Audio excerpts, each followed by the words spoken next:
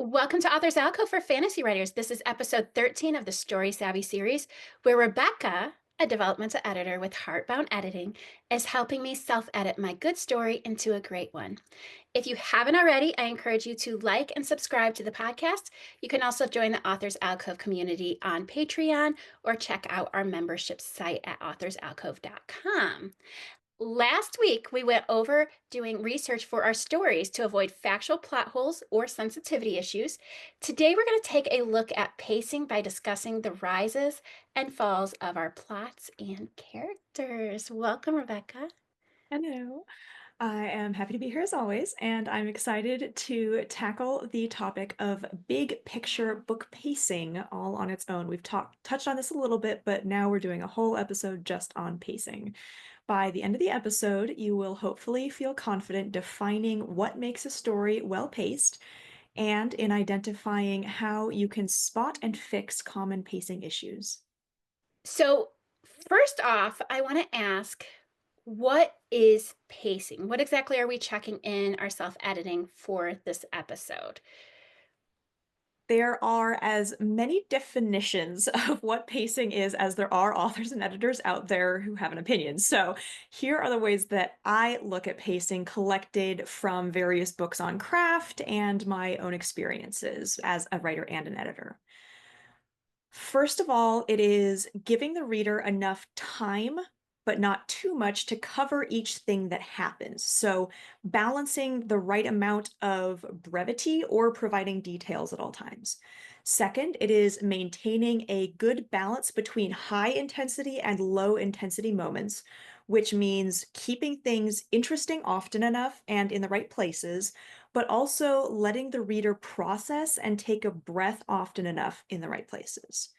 Third, it is using scene and chapter breaks to present the story in correctly lengthed bite sized pieces. Fourth, it is using variety in the type, emotion, intensity, direction, change type, and outcome of scenes to avoid burnout or boredom from repetition in the reader.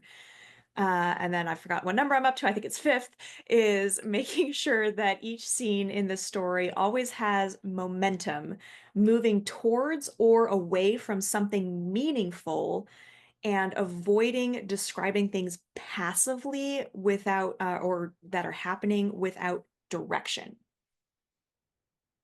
So, how can we tell when the pacing or emotional rhythm, or whatever else you want to call it, is off? That is really the overarching question for this episode. So let's just plow ahead for the moment and hopefully that will feel answered by the end of the episode. Okay, so how can we tell if we are describing something too much or too little? We'll definitely go into this more later in the series, like at the line level, but at this stage, let's go ahead and take a look at the very big picture for this. So, on a scale of 1 to however many you want to work with, how vital is an aspect that you are looking at, or a character, or event, or etc., to the main plots? The amount of description that that element or aspect or whatever gets should match that number. So your protagonist, hopefully, is going to rank number one on importance for character importance to the plot, or at least it should. So they get the most description without it feeling like it's too much, though still, using good judgment is a good call to not go overboard on describing them. However, a character with minimal or no speaking lines, or who only shows up in one scene, or could be replaced by just about any other character, should be scoring very low on whatever metric you're using to rank this, and therefore should be getting a similarly reduced amount of description or page time, or however you want to count that. Genre is also going to have a lot of influence on this topic as well. So, knowing what your readers expect as far as how immersively detailed or how, sparsely action driven the story is very important. That's why we cover genre and audience so early on. The last point that I want to touch on here is that you can also just look at the length of the chapter that you are worried about being overdescribed or underdescribed if you are confident that you're splitting your chapters well, which we'll touch on a little bit later. If it's too long, look at where you may have gotten too much in the zone with describing things in very, very deep detail more than is needed, and how you could trim that down. If it's too short for your ideal chapter length or scene length, then look at how you could add more meat to the scene with more things happening, using more scenes to describe the setting or events and that kind of stuff to bring it up to that ideal length. So you can kind of judge. It's not foolproof at this point, but if you really feel like your scenes are more or less consistent, you have outliers, those are often hints that it's underwritten or overwritten. So, this is one of those things where I know because I actually like when people break this, but where you have to know the rule before you can break it. So I'm going to bring this up.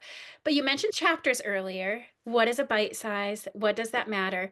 Should we break chapters where things are wrapped up between scenes or right before climaxes, like mini cliffhangers? So that's the overarching questions. But I'm going to preface this with I love the absurd. So Huh? but it's one of those things where it has to be the right book to be able to break like this and have it. And there's certain authors who I absolutely adore who like totally break this. And I like they'll have like one sentence. Jasper Ford is one of them. But like some of my favorite authors do this. But this is also one of those that I know that you have to know the rule and do it well before you can break it. So let's just start off with should we break chapters where things are wrapped up between scenes right before? What is the best rules about that? Yes. So I totally agree for starters that if you have a rule established, then when you break it and you do so intentionally, it can be great, but you have to have the rule established first. So, uh, bite size is basically what it sounds like. It's incredibly rare to find books that aren't split into chapters of some length, of some kind, for a very good reason that we all know that books are easier and more fun to consume when they are parted down like that. My favorite analogy for bite-sized chapter lengths is that many, many more people, including myself, would rather sit down and eat a whole bag of potato chips in one sitting than would happily eat one giant potato in one sitting. So that's basically what we're doing with our whole book is we're breaking it down into literally consumable smaller portions. However, there is a happy middle ground in this. You don't want to have 100 one-page chapters for the most part. Your genre will often dictate chapter length a little bit, such as high fantasy being far more accepting of longer chapters than, let's say, contemporary romance. But the rule of thumb for genre fiction, which is what we're mostly talking about editing in this series, is 1.5 thousand to 2.5 thousand words per chapter. You can't really go wrong in any genre if you're aiming for that middle ground. And even in high fantasy, which allows that longest, I strongly suggest keeping your chapters under 5,000 words whenever possible. As for where to split chapters, there are two different right answers as far as I'm concerned as an editor, which are the two that that you mentioned actually. So to go into detail on those, option one basically treats scenes or a grouped set of scenes that go together as chapters, basically synonymous with chapters for the most part. Both are containing a single major event for the story, the lead up to it, and the fallout, and it's this nice little encapsulation around the main event of that scene and or chapter. Option two is what you'd mentioned, where you choose to use those mini cliffhangers to aid in the momentum of your story, carefully splitting your chapters right where the tension is highest in the middle of a scene, right before the climax of that scene is revealed. And then you'll have your scene beginnings and ends in the middle of a chapter, more or less. You can never really go wrong with the first option, but I do have a slight warning with the cliffhanger version. If you overuse it, it can feel cheap, frustrating, and like you're trying too hard to manipulate the reader into reading on in a way that's, like I said, more manipulative than good storycraft. I will also just add that using cliffhanger chapter breaks are more likely to be a good choice and received well by your reader around the global climax. If you really want to do that, do it in that part of the story. I so one of the things that I noticed that you're talking a lot about is, because you said, "If this, then that," like, Yeah. we have to know our audience is Yeah. essentially.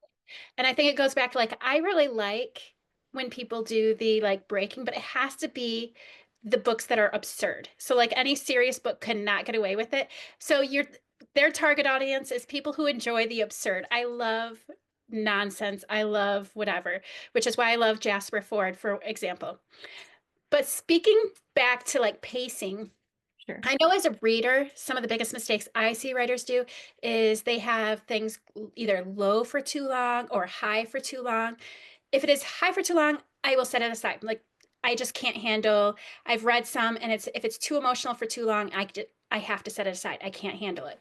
And then if it's too low, I tend to get bored and I forget about the book, and I set it aside again, but I just forget to pick it back up. So how do I know if I have too many high intensities and too many low intensity ones in a row as far as scenes and stuff? For what it's worth, I think this is also the most common issue that I see as an editor is either burnout, which is too many high intensity, or boredom, which is too many low intensity. So my personal recommendation for tackling this in the self-editing is I suggest spreadsheeting it. And I know not everyone is a spreadsheet person like I am, but it can be very helpful. And it doesn't matter if this is on a computer, if you're doing this on a line notebook, just having that sort of structure can be very helpful. So make a list of each chapter name, or if you want each scene name, if you haven't decided on your chapters yet. Then next to each of those entries, mark how high intensity or low intensity you feel it is. You can pretty much do this any way you want to, but I will often use a plus or minus sign, or if it's extreme, a plus plus or a minus minus, just to kind of have a very quick visual gauge for where that scene is on an emotional scale. Once you have that list, just look for clusters. If you have a run of lows together, a run of minus signs together, then look at where you could bring the interest or the tension up or make more things go wrong, whatever you want to do to kind of break up that run of lows.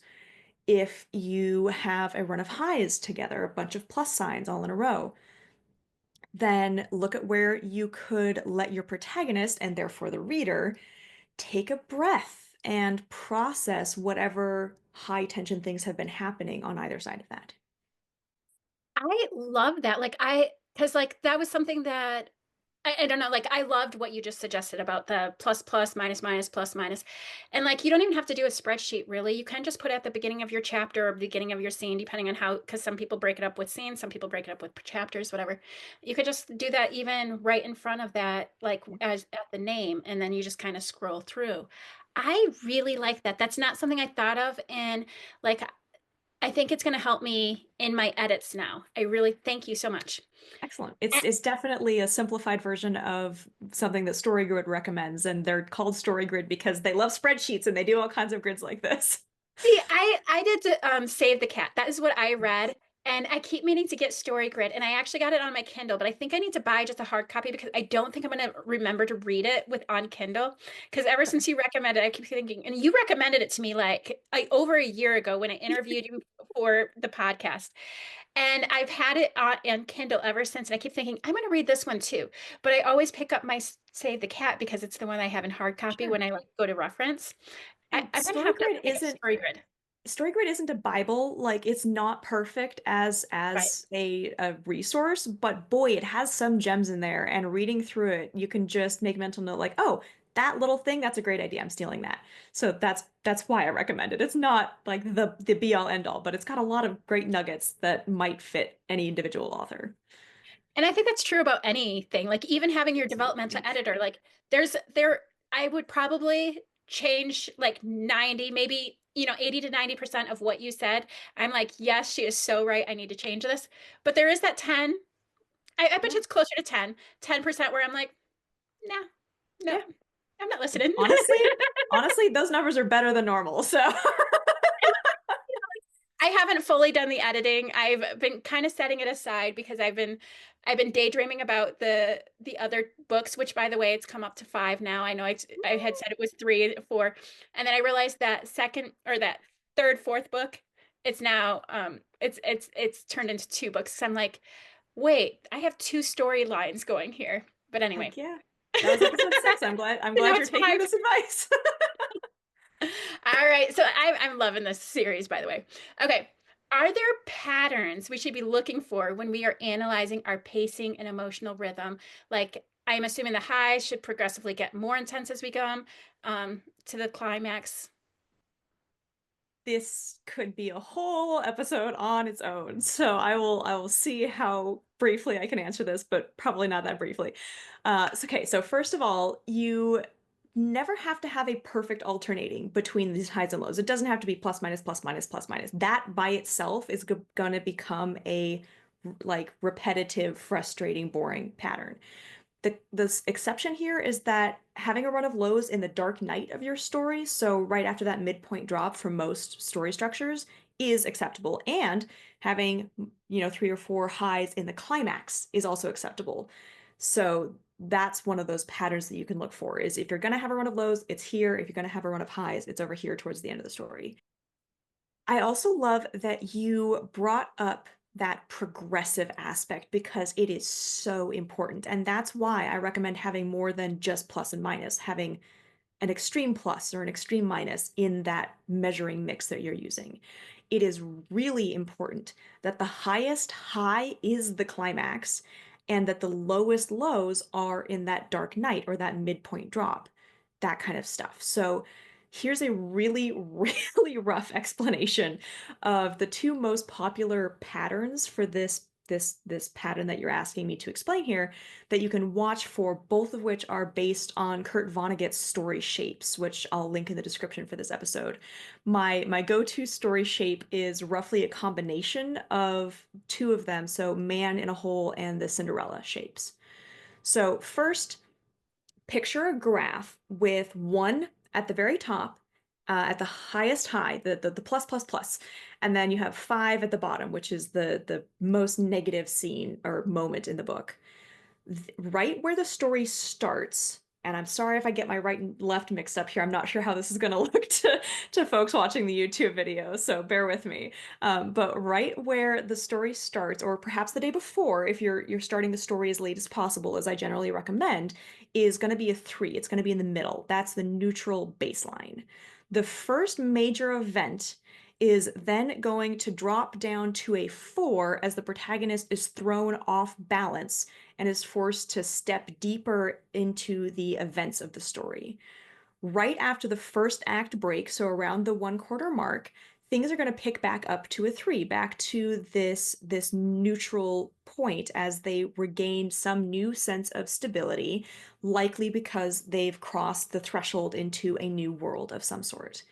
Things keep building up to a false high of a 2 over the second quadrant, and that you want them to hit that sort of false high before it drops all the way down to a 4 or a 5 at that midpoint shift, that midpoint drop that we've talked about in previous episodes.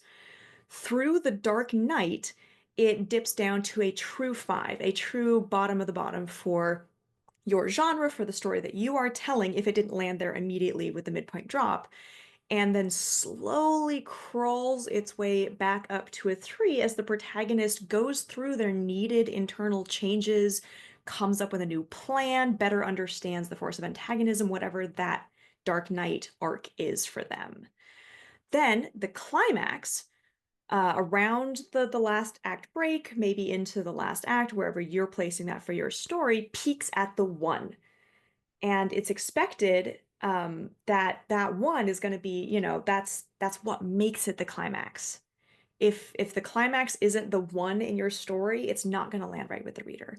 And then after that, it's expected that it might ease back off into a 2 of in the resolution, so between the climax and the end, as things get metabolized and the adrenaline comes back down. But you'll notice that you started at a 3 and you want to end at a 2, especially if it's a prescriptive story, which most genre fiction is, so that you're showing that the story was worth it because the starting point is a point worse off than the ending point, which means the story was worth telling, it was worth going through for the protagonist, all of that kind of stuff, showing that the new normal is better than the old normal was.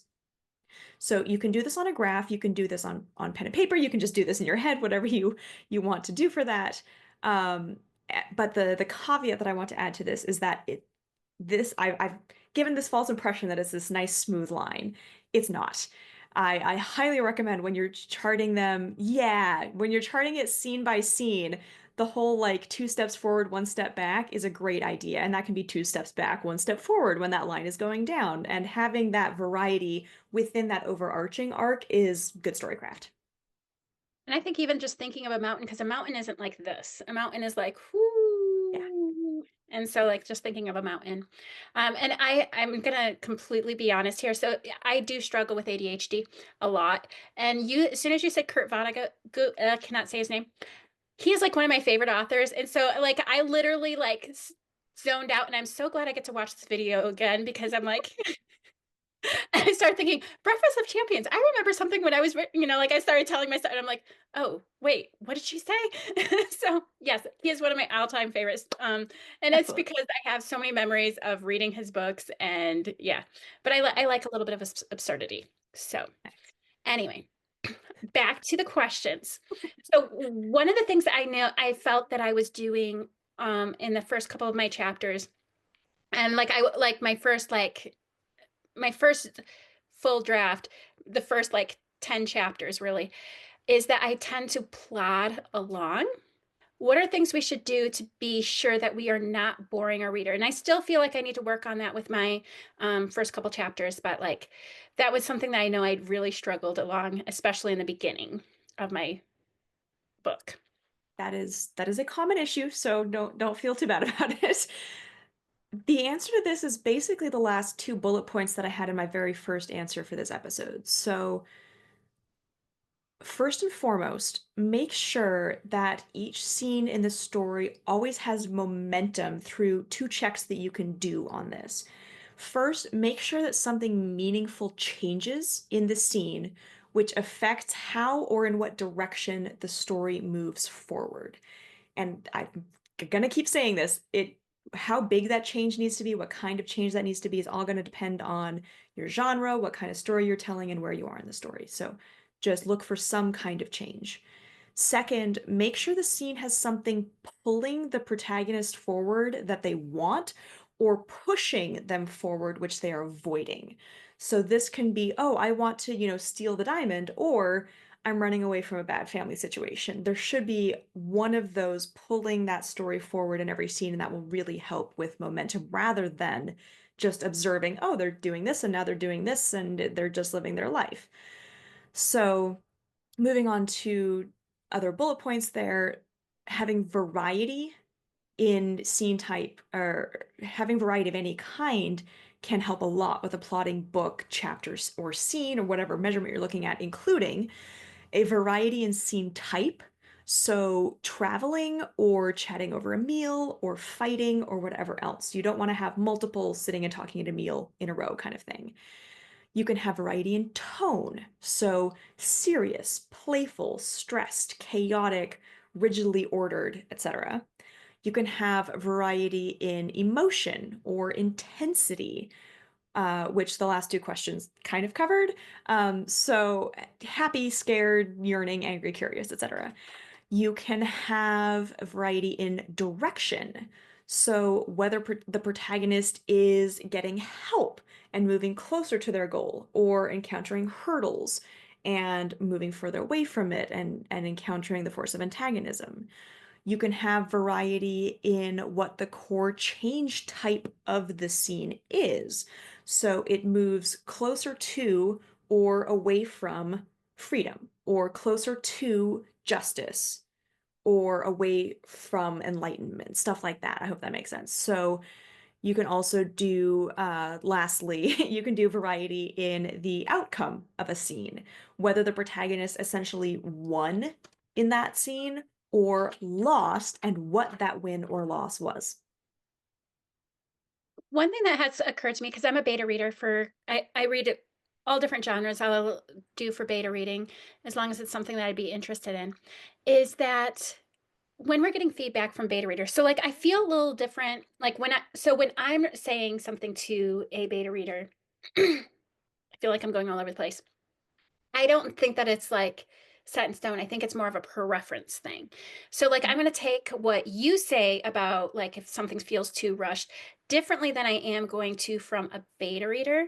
Mm. So, what if we get notes back from beta readers saying our book is too slow or too rushed? How can we gauge whether it's a preferential thing or whether it's something that we or what we should actually look for? This is a great question and pretty applicable to all beta reader feedback. So hopefully, if listeners hear this and they have similar issues, this will still be helpful. First and foremost, I recommend asking for further details from your feedback reader if that's remotely possible. Just like, hey, can you jump on a call? Can we talk about this for 10 minutes? But there are a few common things that you can look for if you specifically get beta reader feedback on your pacing issues. So, if the whole book is slow, according to your beta reader, that can often be a lack of strong, present, or impactful goals or motives propelling the story along its path, in which case you should look at taking those up a notch as much as you can. It could be a lack of tension and conflict. When things are too easy or too coincidental or too lucky, like we've talked about in episode 11, that can definitely come across as slow pacing. In that case, I suggest revisiting episode 11 and that brainstorming exercise that I detailed there about reducing that plot armor impression to casual readers. It might also be too much description of things that don't really matter to the plot or protagonist's arc, which is often called fluff or shoe leather or purple prose or overwriting or the like. In this instance, I recommend either setting the issue aside until we get to the episode in this series that will cover this much later, or just doing what you can now to really go through and make sure that there is an emotional, plot relevant, or meaningful character relevant reason to each paragraph as much as you can. Lastly, it can be a general lack of interesting aspects to the book. So, if you think that's the case, if your beta reader says that's the case, I suggest doing a lot of brainstorming around how you could push any and every aspect of the book to be more unique or emotionally charged or innovative, and just see how you can move those different parts of the book in a more interesting or innovative direction. On the other side of that, if you get feedback that the book is too fast from your beta reader, then here's what I suggest. First and foremost, it could be that you are simply trying to do too much in one book. If you think that that might be the case, if that's what your beta reader is saying, I suggest revisiting episode 6 of this series on possibly splitting that story into multiple books so that they all have more room to breathe, and assess if that might be the right answer for you now that you're getting that feedback. Second, on if it's too fast, you can check to see if you have gone too much in the direction of making everything too interesting at all time and aren't letting the protagonist or reader breathe, take a breath. In that case, I suggest that you make a list of the big moments in the story and make sure that they are properly processed by the protagonist and other characters in between them. Specifically, you want that processing to happen as soon as it makes sense to do so after the big event, and to do so in enough depth and detail that it really supports whatever choices or internal changes you want to come out of it for that protagonist arc. Third and last on this, which is basically another approach to that same issue of not letting the reader breathe, see what you could add in to space out those high intensity or fast paced parts. This could be disadvantaging the protagonist in some further away so that it's harder for them to reach each next step.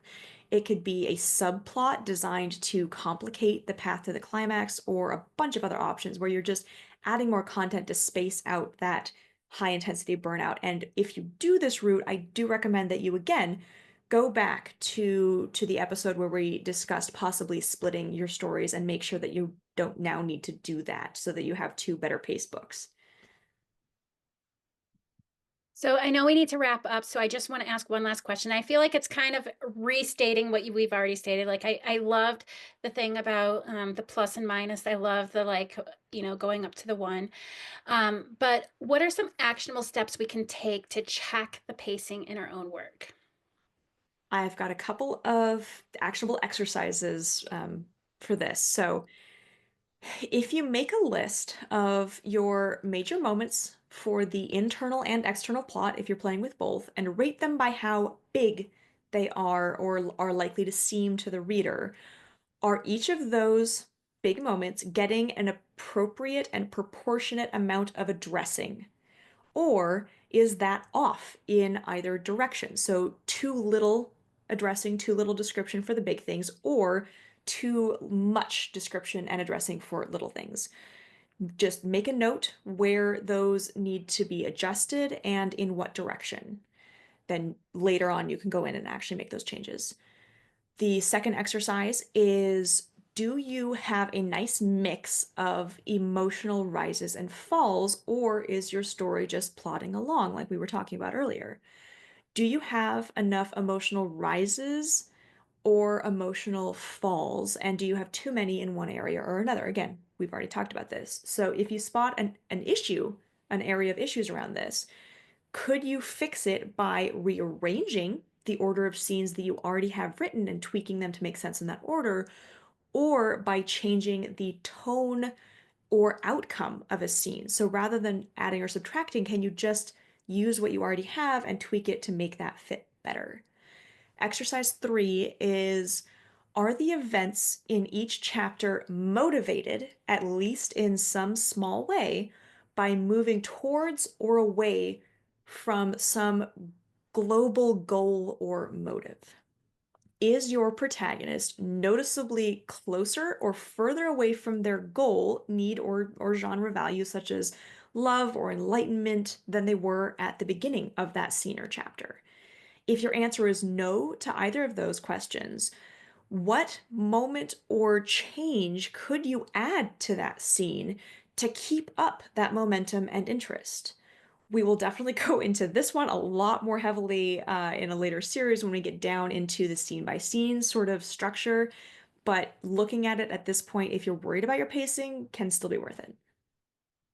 Well, thank you so much. I found this particular episode one of my favorites that we've done so far, and I think it's because you gave me some actionable steps that I'm like, okay, because like I know that I have some pacing issues, but I Hmm. also am like, okay, I can go by what you said when you read it, but I want to be able to look at it and once I'm all finished, because I might be adding, subtracting, and then I might have a totally different type of pacing issue once I've corrected the pacing issues that you suggested.